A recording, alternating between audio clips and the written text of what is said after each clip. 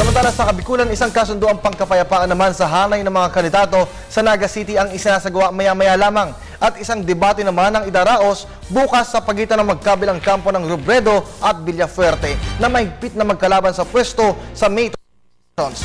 Si Grace Refama Simando ng Radyo ng Bayan Naga para sa detalye. Grace, magandang hapon sa iyo. Yes, Kirby, magandang hapon din. Nakatagda ng magsagupa sa debate ang mahigpit na magkalabang babae sa congressional race dito sa 3rd District ng Kamsur. Kapwa abogada, ang isa sinasabing bar-top notcher, ang isa naman ay second taker. Si Nelly Villafuerte na mahawak ng mga matataas na posisyon sa gobyerno at si Lene Robredo na unang beses pa lang nasasabak sa politika.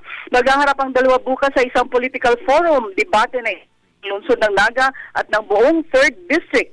Pangalan sa karanasan, kapwa-kampo ay may kaakibat ng mga isyu, kanya-kanyang batuhan, kanya-kanyang sagutan ng mga akusasyon basta't ang hinihiling ng taong bayan at ng mga organizers ay maging magalang at maayos ang debate. Walang bastusan ng mga suportador, iwasan ng masyadong kansyawan upang hindi magkapikunan.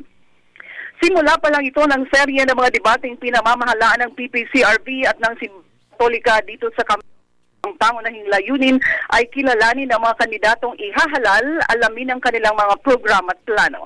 Samantala ngayong hapon ay isasagawa rin ang peace covenant ng lahat ng mga local candidates sa loob ng Naga City.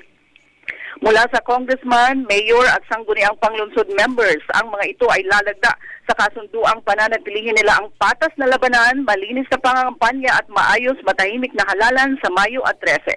Ito na ang tinatawag na education campaign ng Archdiocese of Cáceres, daan upang ipaalam at ipaikalala sa mamamayan kung sino-sino itong mga nais na manilbihan na naman sa bayan sa bisa ng ating sagradong boto.